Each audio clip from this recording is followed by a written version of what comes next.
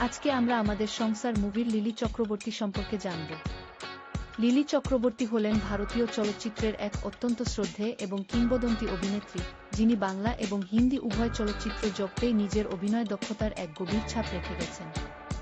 1958 সালে ভানু পেল লটারি ছবির মাধ্যমে রূপালী পর্দায় পা রাখা এই গুণী শিল্পী তার দীর্ঘ কেরিয়ারে অসংখ্য কালজয়ী চরিত্রে অভিনয় করেছেন।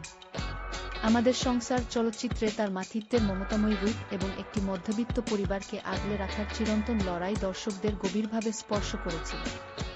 উত্তম কুমার থেকে শুরু করে অমিতাভ বচ্চন, তৎকালীন সময়ের সব বড় বড় তারকাদের সাথে তিনি সমানে সমানে অভিনয় করেছেন।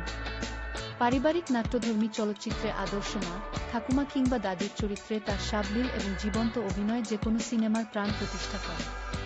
আজও ৮০ বছরেরও বেশি বয়সে তিনি নিজের অভিনয়ের জাদু অক্ষুণ্ণ রেখেছেন এবং নতুন প্রজন্মের কাছে এক মহান অনুপ্রেরণা হয়ে আছেন।